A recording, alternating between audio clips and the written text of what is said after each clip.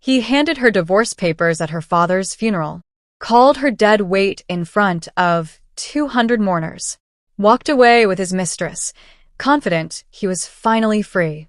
What he didn't know was devastating.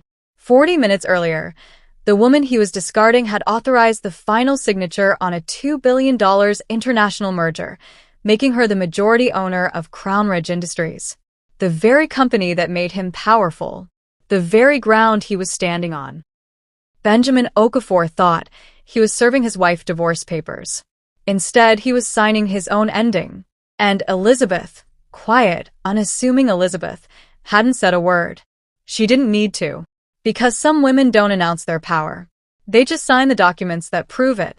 Dear viewers, if you're watching this story unfold without subscribing, you're making the same mistake Benjamin made, underestimating what you're witnessing.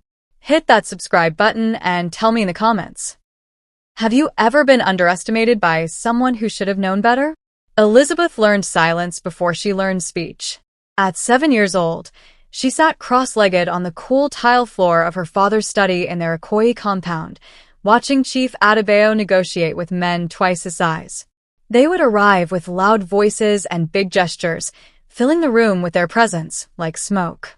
Her father would sit quietly, hands folded, eyes steady. He would let them talk and talk, and talk until they exhausted themselves. Then, in the space where their confidence used to be, he would speak. Just a few sentences. Always enough. See that, Elizabeth? He told her after the men left, their signatures drying on contracts that favored him completely. Power is not volume. Power is knowing when the room is ready to hear you. She carried that lesson through university, through business school in London where her classmates mistook her quietness for uncertainty.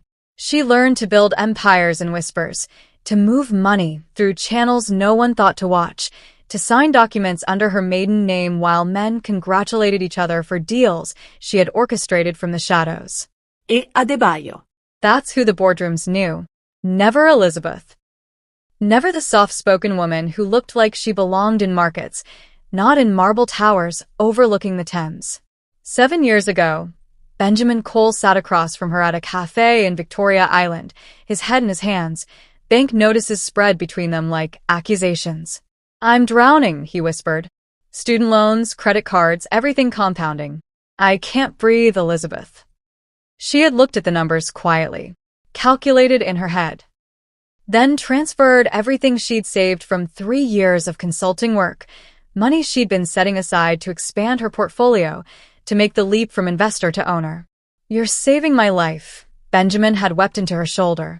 I swear I'll never forget this. I'll spend my life paying you back. 6 months later, when his promotion came through and he needed to look more established, she sold the land her grandmother left her in Lekki. 2 acres that would have tripled in value within a decade. She signed the papers without complaint because he said it mattered, because he said it was temporary, because she believed marriage meant sacrifice.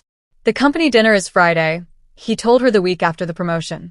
Maybe you should sit this one out. The executives' wives are, you know, a certain type.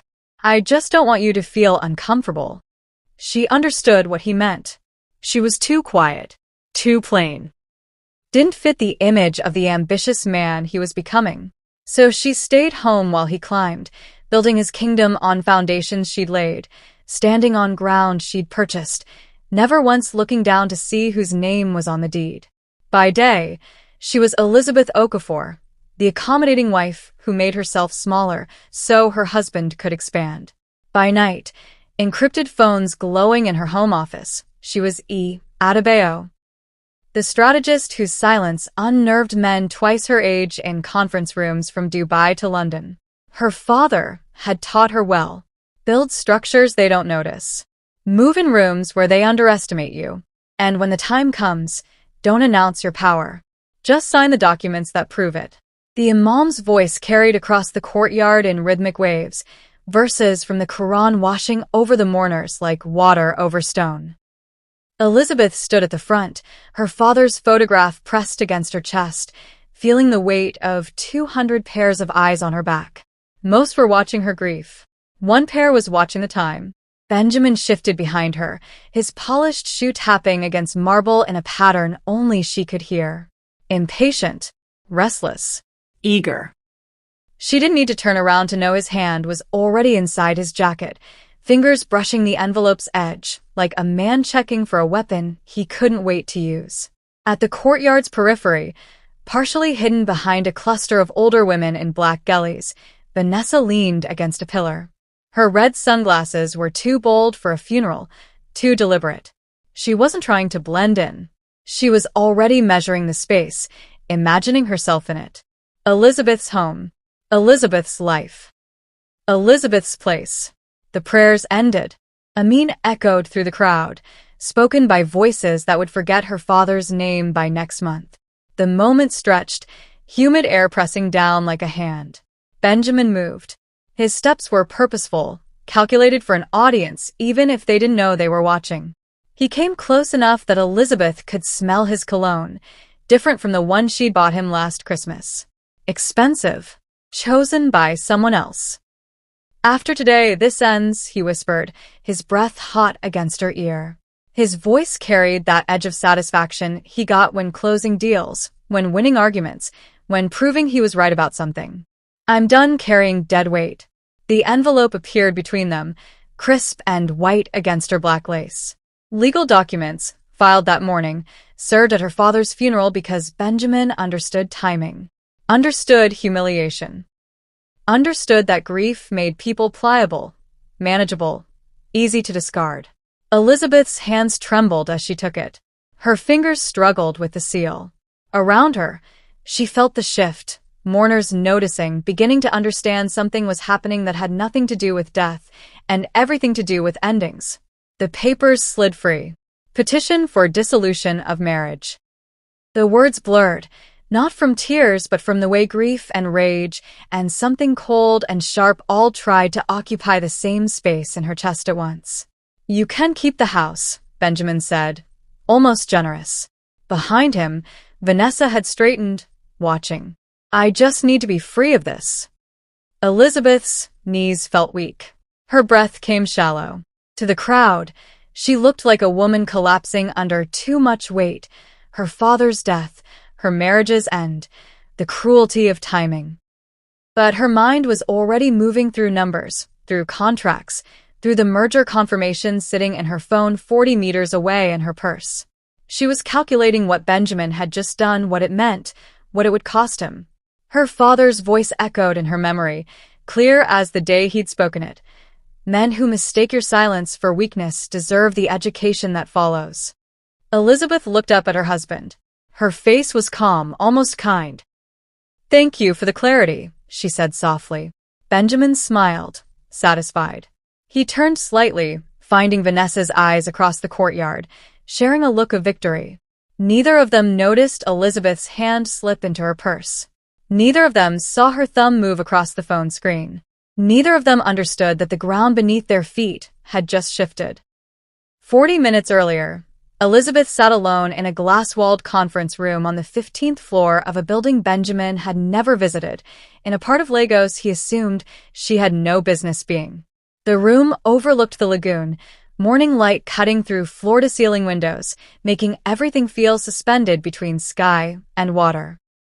Her encrypted phone lay on the polished table beside a single document, 23 pages of legal precision that would redistribute power across 3 countries. Her hand hovered over the biometric scanner, fingerprint poised to authorize what 7 years of invisible work had built toward. Crownridge Industries, the parent company that owned Sunrise Capital, the firm that owned the subsidiary that employed her husband. The empire Benjamin believed he'd climbed through merit, through charm, through his own brilliance. He had no idea the ladder itself belonged to someone else. Her father's voice surfaced in her memory, clear as if he were standing beside her instead of lying in preparation for burial. "Elizabeth, powerful people don't announce themselves. They simply own the rooms everyone else is performing in." She pressed her thumb to the scanner. The screen flashed green. Digital signatures cascaded across the document, board members in London, Dubai, New York, all authorizing in sequence. The merger that had taken 3 years to structure, hidden behind shell companies and maiden names and legal architecture designed to be invisible until it was irrevocable. Her phone illuminated with a message from her lead counsel. Final authorization complete. Majority ownership transfers in 30 minutes. Congratulations, Madam Chair. Elizabeth stared at the words. She should have felt triumph.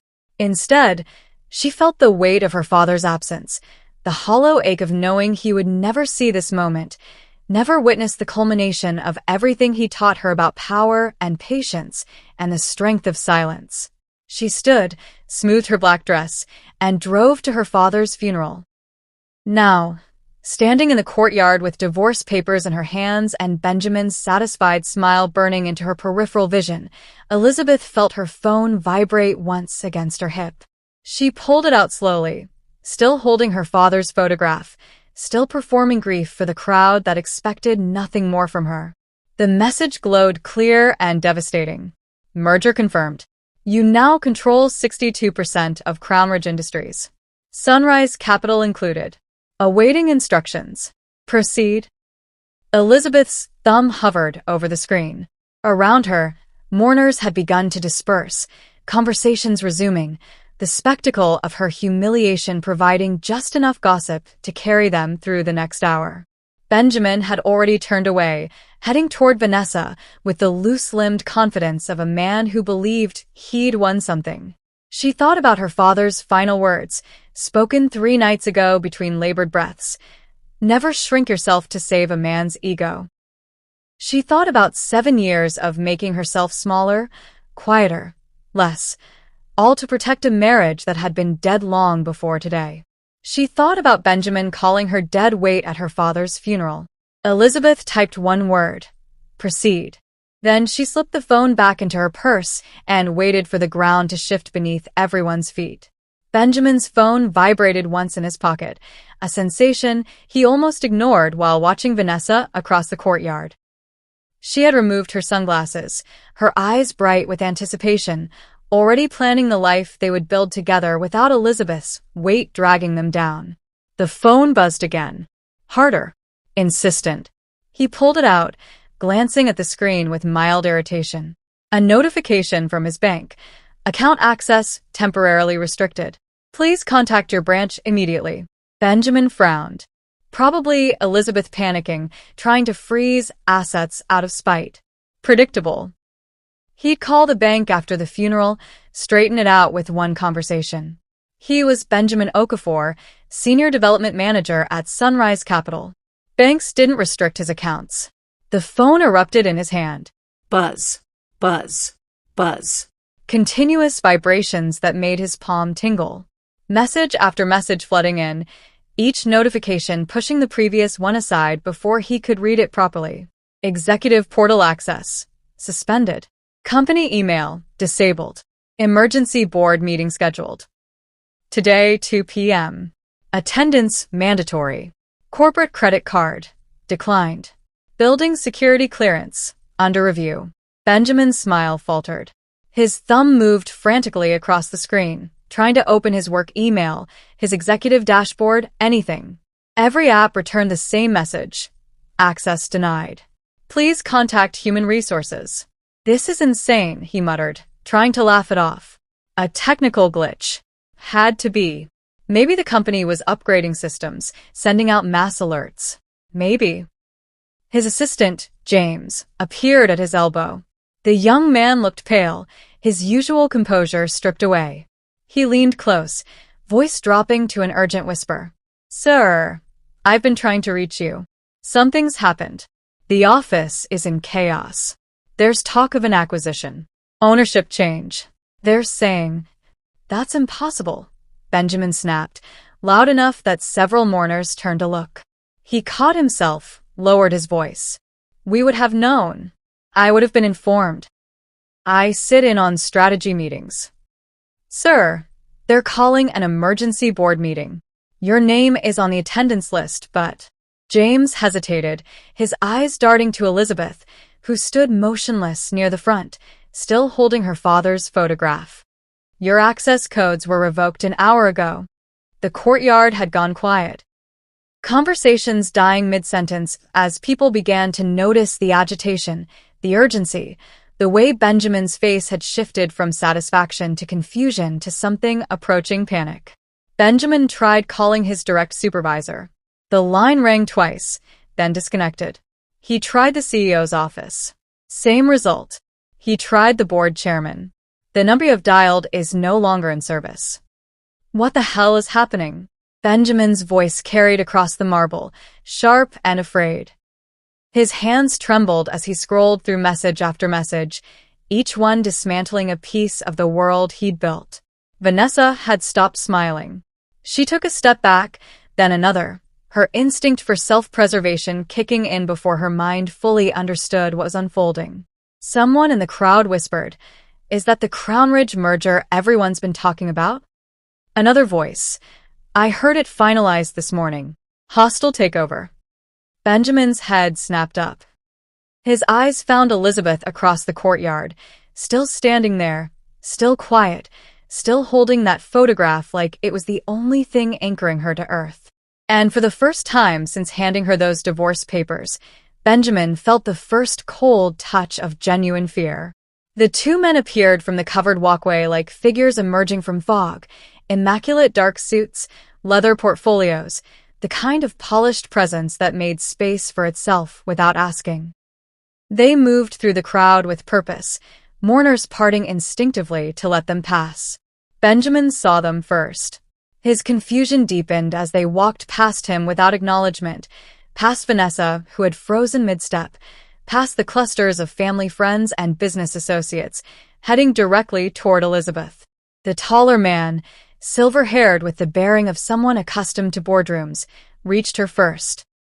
He stopped at a respectful distance, his voice clear but measured for the strange intimacy of the moment. "Madam Chair, my sincere condolences on your father's passing." Chief Adebayo was a remarkable man. Elizabeth looked up from her father's photograph, her face composed, tears still wet on her cheeks but her eyes steady. "Thank you, Mr. Ogunlisi."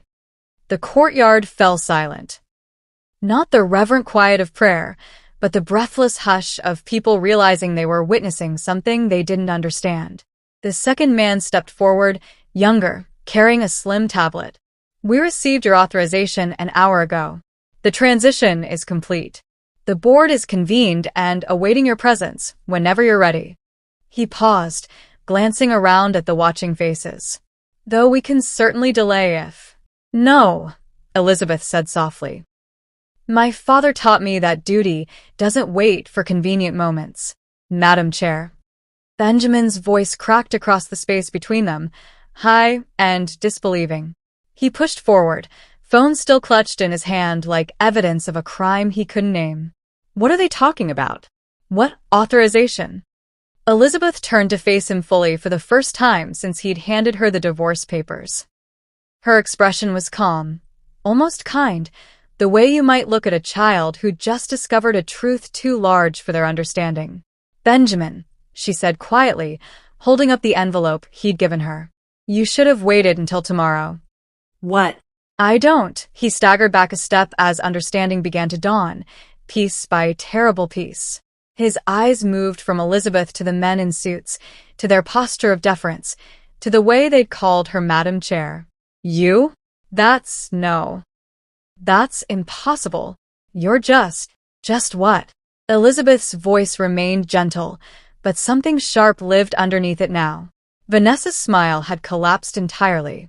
She stood frozen at the courtyard's edge, her red sunglasses dangling forgotten from her fingers. Mr. Ogunlisi cleared his throat. "Mrs. Okafor, or should I say Ms. Adebayo, is the majority shareholder and chief executive officer of Adebayo Global Holdings. As of this morning, she holds 62% controlling interest in Crownridge Industries." He paused, his next words deliberate. "Which owns Sunrise Capital, where I believe you're employed, Mr. Okafor." The word employed hung in the air like smoke. Benjamin's face went from confusion to comprehension to horror in the space of 3 heartbeats. You own my company?" "I've always owned it," Elizabeth said simply. "You just never bothered to look." Phones emerged from pockets and purses across the courtyard. The clicking of camera shutters mixed with frantic whispers. Someone typed urgently. Someone else made a call, speaking in hushed, excited tones. The quiet wife. She's the CEO? He just served her divorce papers. Oh my God, he has no idea what he's done. The whispers spread like wildfire, jumping from cluster to cluster, each retelling growing more breathless than the last. Benjamin stood motionless, his world inverting so completely he couldn't find solid ground. Every promotion, every client, every success, all of it built on infrastructure she controlled. I've always been me, Benjamin, Elizabeth said, her voice carrying across the suddenly silent courtyard. You just never bothered to look. Benjamin's mind fractured into fragments, each memory reshaping itself with new context, new truth, new horror. The business loans 7 years ago. Elizabeth transferring money without hesitation, without questions, just quiet efficiency, while he wept with gratitude. He'd assumed she'd scraped together savings from her small consulting work, that she was giving him everything she had. But if she was Adebayo, if she'd been building an empire even then, that money hadn't been her last naira. It had been pocket change. A test, maybe. Or worse, an investment she'd calculated would pay returns. His first major promotion at Sunrise Capital. The morning his supervisor called him into the office, smiling, saying the board had noticed his potential. Benjamin had walked taller that day, believing he'd earned it through merit. But Sunrise Capital was owned by Crownridge. And Crownridge was owned by, oh God, the land in Lekki. Elizabeth's grandmother's 2 acres that she'd sold without complaint when he said he needed to look more established. It's temporary, he'd promised her. Just until I'm secure. She'd signed the papers in silence, and he thought she was simply obedient, dutiful, too timid to refuse. But if she'd already been wealthy, already powerful, why would she sell family land unless she was watching him, testing him, documenting exactly how much he would take when given the chance? His client relationships, the CEOs who took his calls, the contracts that closed easier than they should have, the doors that opened just as he arrived. He'd attributed it to his charm, his strategy, his natural talent for reading rooms. But now he saw the invisible scaffolding holding up every success. Chief Adebayo's name opening doors. Adebayo's companies creating opportunities. Elizabeth's silent infrastructure making him look brilliant to people who already knew exactly who had built the stage he was performing on. 7 years of standing on ground that belonged to someone else. 7 years of calling her dead weight while she carried everything. Benjamin turned, searching for Vanessa in the crowd. He needed her face, her confidence, something to anchor him against the vertigo of realization. But where she'd stood moments ago, there was only empty space. She disappeared the instant his power revealed itself as borrowed, the instant his kingdom showed its true owner. Around the courtyard, colleagues he'd invited to the funeral began finding reasons to leave. Quiet conversations in corners, eyes sliding away from his when he tried to make contact. James, his assistant, backed slowly toward the gate, phone pressed to his ear, already updating his resume in his mind. Elizabeth stood 15 feet away, still holding her father's photograph, still dressed in funeral black, still looking like someone who'd spent her life apologizing for existing. Except now Benjamin saw her differently. The quiet wasn't weakness. The restraint wasn't uncertainty. It was control.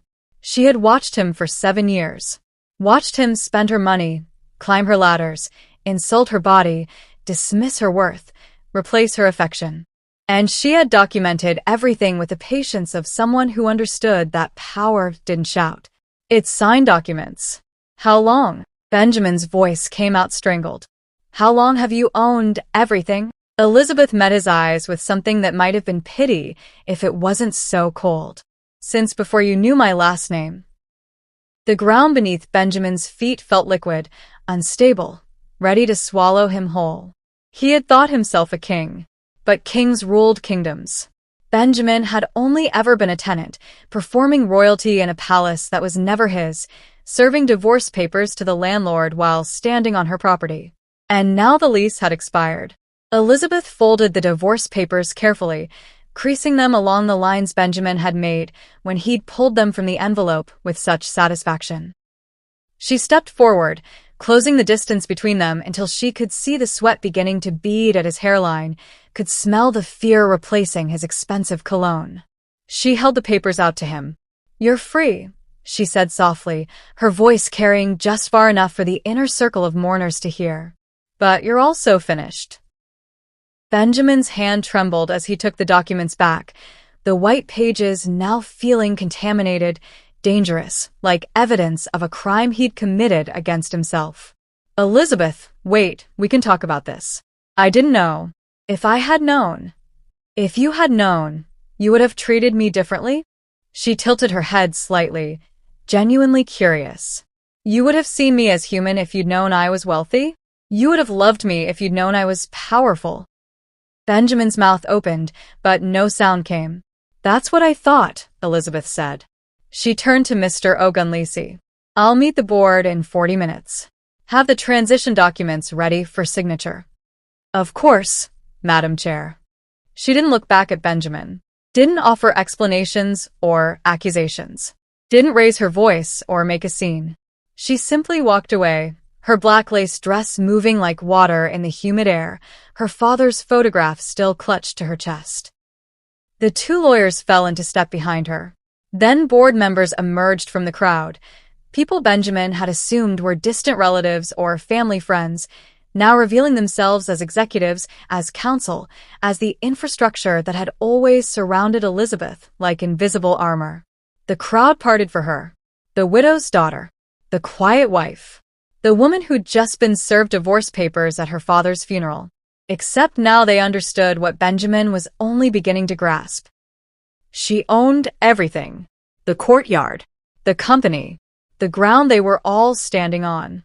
Benjamin watched her disappear through the compound gates, watched the fleet of black cars waiting to receive her, watched his entire world reconfigure itself around a truth he'd been too blind to see. His phone buzzed. A message from Sunrise Capital's head of security. "Mr. Okafor, please report to your office immediately to collect personal items. You will be escorted by security personnel. Building access has been permanently revoked." Another message, this one from HR. "Your employment has been terminated effective immediately. Final compensation details to follow. Company property must be surrendered before departure." Another buzz. His company email address bouncing back his own frantic messages. "User account does not exist." The dismantling had begun. Not with explosions or confrontations, but with the quiet efficiency of contracts he'd never known existed, clauses buried in documents he'd never thought to read, legal architecture built by a woman he'd dismissed as decoration. James approached cautiously, no longer his assistant, but a messenger delivering bad news. "Sir, they're saying there's an audit. 7 years of expense reports. Personal charges on company cards. Consulting fees paid to," he hesitated, "to MS. Vanessa's firm that can't be accounted for." Benjamin felt his legs weaken. The affair that had seemed so invisible, so carefully hidden. Elizabeth had known. Of course she'd known. She'd probably documented every hotel charge, every unexplained dinner, every wire transfer he'd disguised as business development. Around the courtyard, phones glowed as news spread beyond the funeral. Tweets. Messages. Calls to journalists. The story was already being written. Powerful CEO serves husband divorce papers after he humiliates her at father's funeral. Husband discovers too late she owned his company all along. Benjamin stood alone in the center of the emptying courtyard, divorce papers clutched in his shaking hands, watching his reputation dismantle itself piece by piece through notifications he couldn't stop, couldn't control, couldn't escape. Elizabeth had never raised her voice. She'd simply signed documents. And in her silence, Benjamin finally heard the ending she'd been writing all along. The empire had been built in whispers and maiden names, in conference calls taken from her home office while Benjamin assumed she was organizing closets, in encrypted messages sent between midnight and dawn while he slept beside her, oblivious. It started 8 years ago, before the marriage, when Chief Adebayo sat his daughter down in his study and spoke with the clarity of a man who understood how power truly moved. Elizabeth, the world will try to make you loud to be seen. Don't fall for it. Build in silence. Sign documents in your own name. Let men think they're looking at nothing while you're constructing everything. She'd taken his advice like scripture. The first acquisition was small. A 15% stake in a failing tech startup that no one wanted. She bought it under E. Adebayo, her maiden name, through a holding company registered in her father's law firm. The startup recovered, tripled in value. She sold half, kept half, and used the returns to buy into 3 more companies. While Benjamin was courting her with borrowed confidence and mounting debt, Elizabeth was quietly becoming one of the most successful angel investors in West Africa. While he proposed marriage with a ring he couldn't afford, she was closing a deal in Dubai that would eventually give her access to telecommunications infrastructure across 3 countries. The wedding photos showed a modest ceremony. Elizabeth in simple lace, Benjamin beaming like he'd won something precious. What the photos didn't show was the prenuptial agreement she'd insisted on. Signed under both names, Adebayo and Okafor, protecting assets he didn't know she had with language he didn't bother to read carefully. Just paperwork, she'd said softly when he'd hesitated. In case anything happens. He'd signed without questions, eager to move past the formality and into the marriage that would, he believed, finally stabilize his chaotic life. The business loan she paid off for him came from dividends on investments he never knew existed. The land she sold wasn't desperation, it was strategy. Converting a static asset into liquid capital she immediately reinvested into Crown Ridge Industries' parent company. Every sacrifice he thought she was making for him was actually a chess move in a game he didn't know was being played. While Benjamin attended corporate events without her, Elizabeth was on video calls with board members in London who knew her only as E. Adebayo. The brilliant strategist who spoke 3 sentences where others needed 30, who identified market opportunities 6 months before anyone else, whose silence in meetings made executives nervous because they knew she was calculating something they'd missed. Ms. Adebayo has a gift, one board chairman told another during a merger discussion Elizabeth listened to remotely. She sees infrastructure where others see chaos. And she never announces her moves until they're irreversible. They had no idea E. Adebayo was a woman. Half of them assumed she was a man. The other half assumed she was much older, a veteran executive with decades of experience. None of them imagined she was a soft-spoken wife in her early 30s who served her husband dinner every night and never complained when he called her unremarkable. Benjamin would come home and find her at her desk, laptop open, documents scattered around her. "Work?" he'd ask absently, barely looking. "Just consulting," she'd reply. Consulting that involved restructuring a multinational corporation's entire African portfolio. Consulting that meant she now controlled the holding company that owned the subsidiary that employed him. Her father had taught her the most important lesson: move quietly in rooms where men underestimate you. Let them believe your furniture while you're signing documents that determine who gets to stay in the room at all. By the time Benjamin handed her divorce papers at her father's funeral, Elizabeth had spent 7 years building an invisible empire. Every share acquired under her maiden name. Every contract signed as E. Adebayo. Every board seat secured while the world saw only a quiet wife who didn't fit her husband's image. She hadn't built it for revenge. She'd built it because she could, because her father had trained her to, because silence was never weakness. It was just power waiting for the right moment to speak. And when that moment came, it didn't announce itself with thunder. It came with a signature, a text message, and 3 words: merger confirmed. Proceed. Evening fell over Lagos like a curtain, the compound emptying until only household staff remained, moving quietly through rooms that still smelled of incense and grief. Elizabeth stood alone in her father's study, The door closed behind her hand resting on the desk where Chief Adebayo had taught her everything about power that mattered. The leather chair still held the impression of his body. His reading glasses sat folded beside a half-finished book on corporate governance. The room felt both empty and impossibly full, haunted by lessons that had shaped her into someone her husband never bothered to know. Her phone lay silent on the desk, but the damage had already cascaded through the city like dominoes falling in predetermined sequence. Benjamin's affair with Vanessa, documented through 7 months of hotel receipts, company card charges, wire transfers disguised as consulting fees, had been forwarded to Sunrise Capital's ethics board 3 hours ago. Not by Elizabeth directly, but by lawyers executing protocols she'd authorized months earlier, contingency plans for the ending she'd always known was coming.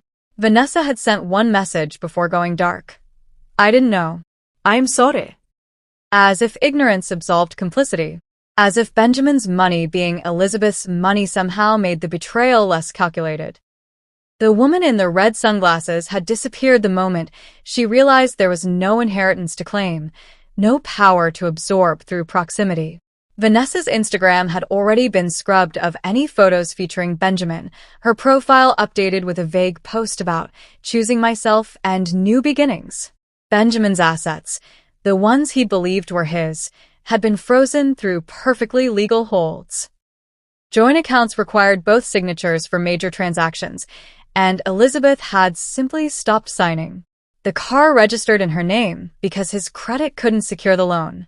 The apartment whose lease she'd guaranteed because his income alone wasn't sufficient. Even his gym membership had bounced back declined, a small humiliation that somehow felt more devastating than the larger collapses. His career wasn't destroyed through scandal or public shaming, but through the quiet efficiency of a corporate restructuring that found his position redundant in the new organizational structure. HR had been professional, almost kind. They'd offered him severance, the legal minimum, processed through automated systems that felt nothing about his fall from grace. Elizabeth hadn't orchestrated his destruction through rage. She'd simply removed the invisible support system she'd provided for 7 years, and Benjamin had collapsed under the weight of his own mediocrity, his own entitlement, his own assumption that the ground beneath him was solid. Her father's voice echoed in the silence of the study, words he'd spoken 3 nights before his death, his hand gripping hers with surprising strength. "Some men mistake your silence for permission, Elizabeth. They think quietness means agreement, that restraint means weakness. Let them believe it. And when the moment comes, don't announce yourself. Just sign their ending without saying a word." She understood now what he'd meant. This wasn't victory. Victory implied a battle, implied 2 sides fighting for the same prize. This was simply the revelation of truth that had always existed. Benjamin had never held power. He'd only ever borrowed hers, and she'd finally called the loan due. Elizabeth didn't feel triumphant. She felt present. Finally, devastatingly present in her own life, in her own body, in her own voice that had spent 7 years muted by a marriage that required her smallness to function. The ground beneath everyone's feet had shifted, and she was the only one who'd known the earthquake was coming. Because she hadn't just predicted it. She'd authorized it with a signature, a merger, and the quiet certainty of a woman who'd finally stopped shrinking to fit spaces that were never meant to hold her. Benjamin's greatest failure was not infidelity, arrogance, or cruelty, though he displayed all 3. His true failure was underestimation. He believed power always announced itself loudly. He believed value had to look impressive, speak often, and perform constantly. Because Elizabeth was quiet, accommodating, and unwilling to compete for attention, he concluded she was insignificant. That assumption cost him everything. This story teaches us that silence is not absence. Many people, especially women, are conditioned to shrink, to soften their intelligence, to dim their competence so others feel comfortable. Elizabeth played that role not because she was weak, but because she understood something Benjamin never did. Real power does not beg to be seen. It builds patiently, strategically, and without applause. By the time it reveals itself, resistance is irrelevant. Another lesson is that respect should never be conditional. Benjamin would have treated Elizabeth differently had he known she was wealthy and powerful. That truth exposes the hollowness of his character. Love that requires status, money, or advantage is not love, it is convenience. Anyone who only values you after discovering your worth never deserved access to you in the first place. The story also warns against standing on foundations you did not build while mocking the builder. Benjamin enjoyed the benefits of Elizabeth's intelligence, discipline, and foresight while dismissing her humanity. When the invisible support was removed, he collapsed, not because she attacked him, but because there was nothing solid underneath him. Dependence disguised as dominance always reveals itself eventually. There is also a profound moral about timing and dignity. Elizabeth did not shout. She did not insult. She did not seek public vengeance. She allowed truth to arrive on its own terms, through contracts and consequences rather than confrontation. This teaches that the most devastating accountability is often quiet. When someone's downfall is authored by their own actions, no explanation is required. Finally, the story reminds us that being underestimated can be an advantage, but only if you are intentional. Elizabeth's silence was not passive, it was strategic. She listened, learned, prepared, and protected herself long before she was forced to act. The moral here is not to endure mistreatment endlessly, but to prepare wisely, protect your autonomy, and never give anyone unchecked access to your sacrifices. In the end, this is a story about reclaiming selfhood. Elizabeth did not win because she was richer. She won because she stopped shrinking, stopped explaining, and stopped carrying someone who mistook her grace for weakness. Some people lose everything the moment they realize who you really are. And by then, it's already too late.